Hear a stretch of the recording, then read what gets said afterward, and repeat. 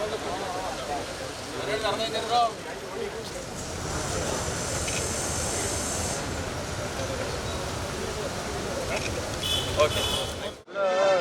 ಈಗಾಗಲೇ ಏನೋ ಒಂದು ಘಟನೆ ಆಯಿತು, ಭಾಳ ವಿಷಾದಕರ ಘಟನೆ ಅದು. ಆ ಒಂದು ಘಟನೆಯಲ್ಲಿ ಭಾಳ ಗಾಯ ಆಗಿದೆ, ಪಾಪ ಇನ್ನೂ ಅಡ್ಮಿಟಾಗಿ ಚಿಕಿತ್ಸೆ ಪಡಿತಾ ಇದ್ದಾರೆ. ಅದಕ್ಕೆ ಸಂಬಂಧಪಟ್ಟಂತೆ ನಿಮಗೆಲ್ಲ ಗೊತ್ತಿದೆ, ಈಗಾಗಲೇ ನಾವು ಅಟ್ರಾಸಿಟಿ 307 ಎಲ್ಲ ಕೇಸ್ ಹಾಕಿ 4 ಜನ ಅರೆಸ್ಟ್ ಮಾಡಿದ್ವಿ. ಇನ್ನೊಂದು 3 ಜನ ಆರೋಪಿತರು ತಪ್ಪಿಸ್ಕೊಂಡು ಹೋಗಿದ್ದಾರೆ. ಅವ್ರನ್ನ ಅರೆಸ್ಟ್ ಮಾಡುವಂಥ ಕೆಲಸ ನಡೀತಾ ಇದೆ. ಆದಷ್ಟು ಬೇಗ ಅವ್ರು 3 ಜನನೂ ಸಹಿತ ನಾವು ಅರೆಸ್ಟ್ ಮಾಡ್ತೀವಿ. ಮತ್ತು ಏನದು ಅಂತ ರೌಡಿ ಥರ ಒಂದು ಏನು ಆ್ಯಕ್ಟಿವಿಟಿ ಆಗಿದೆ, ಇದರಲ್ಲಿ ಯಾರ್ಯಾರು ಆರೋಪಿ ಇದ್ದಾರೆ ಅವ್ರ ಮೇಲೆ ಹಿಂದೆ ಏನೇನು ಕೇಸ್ ಆಗಿದೆ ತೆಗೆದುಕೊಂಡು ಅವ್ರ ಮೇಲೆ ರೌಡಿ ಶೀಟ್ ಓಪನ್ ಮಾಡೋದಿರ್ಬೋದು, ಮತ್ತು ಸಂಬಂಧಪಟ್ಟವರು ಯಾರ ಮೇಲೆ ಕೇಸ್ ಜಾಸ್ತಿ ಇದ್ದರೆ ಅವ್ರ ಮೇಲೆ ಗಡಿಪಾರು ಇದೇನಿದೆ ಪ್ರಕ್ರಿಯೆ ಇದೆ ಎಲ್ಲ ಮಾಡ್ತೀವಿ. ಮತ್ತು ಏನು ಅಡ್ಮಿಟ್ ಆಗಿದ್ದಾನೆ ಅವರಿಗೆ ಪರಿಹಾರ ಕೊಡಬೇಕು. ಆ ಒಂದು ಉದ್ದೇಶದಿಂದ SC ಆ್ಯಕ್ಟ್ ಅಡಿಯಲ್ಲಿ ಈಗಾಗಲೇ ಕೇಸ್ ಆಗಿದ್ದರಿಂದ ಅದಕ್ಕೆ ಪರಿಹಾರ ಕೊಡಲಿಕ್ಕೆ ಒಂದು ಪ್ರೊವಿಷನ್ ಇದೆ. ಸೋಷಿಯಲ್ ವೆಲ್ಫೇರ್ ಅಧಿಕಾರಿಯವರಿಗೆ ನಾವು ಈಗಾಗಲೇ ಪತ್ರ ವ್ಯವಹಾರ ಮಾಡಿದ್ದೀವಿ. ನಾನು ಅವ್ರಿಗೆ ಫೋನ್ ಮುಖಾಂತರ ಸಹಿತ ಮಾತಾಡಿ ಆದಷ್ಟು ಬೇಗನೆ ಅದನ್ನು ಪರಿಹಾರ ಕೊಡುವ ಒಂದು ವ್ಯವಸ್ಥೆಯನ್ನು ಸಹಿತ ಮಾಡ್ತೀವಿ. ಸೊ ಇನ್ನೊಂದು ಮುಖ್ಯವಾದ ವಿಚಾರ ಏನಂತಂದರೆ, ವರುಣಾ ಠಾಣೆ PSI ಸರಿಯಾಗಿ ಸ್ಪಂದನೆ ಮಾಡ್ತಾ ಇಲ್ಲ, ಬಂದವರಿಗೆ ಸರಿಯಾಗಿ ಮಾತಾಡಿಸ್ತಾ ಇಲ್ಲ, ಅಥವಾ ಅವರಿಗೆ ಕೆಟ್ಟ ಶಬ್ದಗಳಿಂದ ಅವಾಚ್ಯವಾಗಿ ನಿಂದಿಸ್ತಾ ಇದ್ದಾರೆ.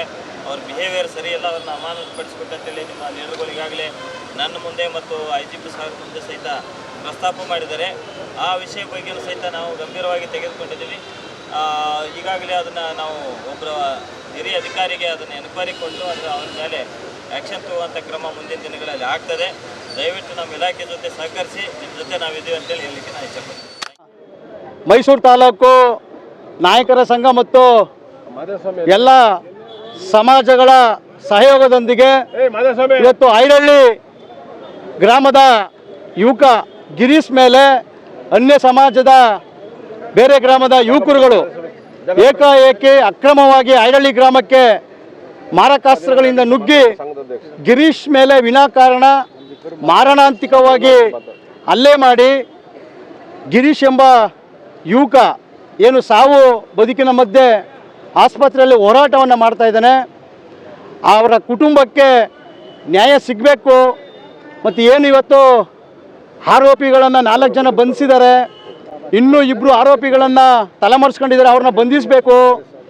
ಹಾಗೂ ವರುಣಾ ಪೊಲೀಸ್ ಠಾಣೆಗೆ ದೂರನ್ನು ಕೊಡೋಕೆ ಹೋದಂಥ ಸಂದರ್ಭದಲ್ಲಿ ಅಲ್ಲಿನ ಸಬ್ ಇನ್ಸ್ಪೆಕ್ಟರ್ ಅವರು ಅನುಚಿತವಾಗಿ ವರ್ತಿಸಿ ಅವಾಚ್ಯ ಶಬ್ದಗಳಿಂದ ಏನು ಆ ದೂರುದಾರ ಶಿವಣ್ಣ ನಾಯ್ಕರನ್ನ ಬೆದರಿಕೆ ಹಾಕಿ ಅವರ ದೂರನ್ನು ತೆಗೆದುಕೊಂಡು FIR ಮಾಡಲಿಕ್ಕೆ ವಿಳಂಬ ಮಾಡಿದ್ದಾರೆ. ಸಬ್ ಇನ್ಸ್ಪೆಕ್ಟರ್ನ ಅಮಾನತು ಮಾಡಬೇಕು.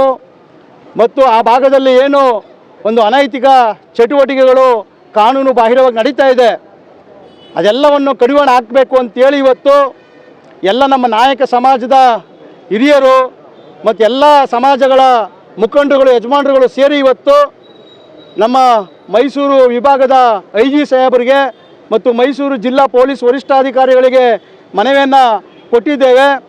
ಈ ಮನವಿಯನ್ನು ಕೊಟ್ಟು ನಮ್ಮ ಮನವಿಯನ್ನು ಪುರಸ್ಕರಿಸದಿದ್ದರೆ ಹಾಗೂ ಮುಂದಿನ ದಿನಗಳಲ್ಲಿ ಏನು ಆರೋಪಿಗಳಿದ್ದಾರೆ ಆರೋಪಿಗಳನ್ನು ಬಂಧಿಸಬೇಕು. ವರುಣಾ ಪೊಲೀಸ್ ಠಾಣೆಯ ಸಬ್ ಇನ್ಸ್ಪೆಕ್ಟರ್ ಅವರನ್ನು ಅಮಾನತು ನೀಡಬೇಕು. ಅಲ್ಲಿ ಏನು ಅಕ್ರಮವಾಗಿ ಕಾನೂನು ವಿರುದ್ಧವಾಗಿ ಚಟುವಟಿಕೆಗಳು ಆಡ್ತಾ ಇದೆ, ಅದನ್ನು ಕಡಿವಾಣ ಹಾಕಬೇಕು ಅಂಥೇಳಿ ನಾವು ಮನವಿ ಮಾಡಿದ್ದೀವಿ. ಈ ಮನವಿಗೆ ನಾವು 1 ವಾರಗಳ ಕಾಲ ಗಡುವನ್ನು ಕೊಟ್ಟಿದ್ದೇವೆ. 1 ವಾರಗಳ ಕಾಲ ಏನು ನಮ್ಮ ಒಂದು ಮನವಿಯನ್ನು ಪುರಸ್ಕರಿಸಿದ್ರೆ ನಾವು ಎಲ್ಲ ಸಮುದಾಯಗಳ ಜೊತೆಗೂಡಿ ಪಕ್ಷಾತೀತವಾಗಿ ಜಾತ್ಯತೀತವಾಗಿ ನಾವು ಬೃಹತ್ ಪ್ರತಿಭಟನೆಯನ್ನು ನಾವು ಮಾಡ್ತೇವೆ ಅಂತಕ್ಕಂಥದ್ದನ್ನು ಈಗಾಗಲೇ ನಾವು ನಮ್ಮ ಮುಖಂಡರಾಗಿರ್ತಕ್ಕಂಥ ಅಪ್ಪಣ್ಣವರು, SC ಬಸವರಾಜ್ ಅವರು, ಮಾಜಿ MLC ಸಿದ್ದರಾಜರವರು, ಎಲ್ಲ ನಮ್ಮ ಸಮಾಜದ ಎಲ್ಲ ಸಂಘಟನೆಯ ಮುಖಂಡರುಗಳು, ತಾಲೂಕು ನಾಯಕರ ಸಂಘದ ಅಧ್ಯಕ್ಷರು ಮಾಯಸ್ವಾಮಿ ಅವರು ನಾವೆಲ್ಲರೂ ಕೂಡ ಹೋಗಿ ಮನವಿಯನ್ನು ಮಾಡಿದ್ದೇವೆ. ನಮ್ಮ ಮನವಿಗೆ ಹೋಗೊಟ್ಟವರು ನೀವು ಕೊಟ್ಟಿದ್ರಿ ಮನವಿಯನ್ನು, ಅದಕ್ಕೆ ನಾವು ಎಲ್ಲ ರೀತಿಯ ಕಾನೂನು ರೀತಿ ಕ್ರಮ ಕೈಗೊಳ್ತೀವಿ ಅಂತಕ್ಕಂಥ ಭರವಸೆಯನ್ನು ಕೊಟ್ಟಿದ್ದಾರೆ. ಅದಕ್ಕೋಸ್ಕರ ನಾವು ಶಾಂತಿಯುತವಾಗಿ ನಾವೆಲ್ಲರೂ ಕೂಡ ಇವತ್ತು ಮನವಿಯನ್ನು ಕೊಟ್ಟು ನಾವು ಅವ್ರಿಗೆ ಗೌರವದಿಂದ ನಾವು ಅವ್ರ ಮಾತಿಗೆ ಬೆಲೆಯನ್ನು ಕೊಟ್ಟು ಹೋಗ್ತಾ ಇದ್ದೇವೆ.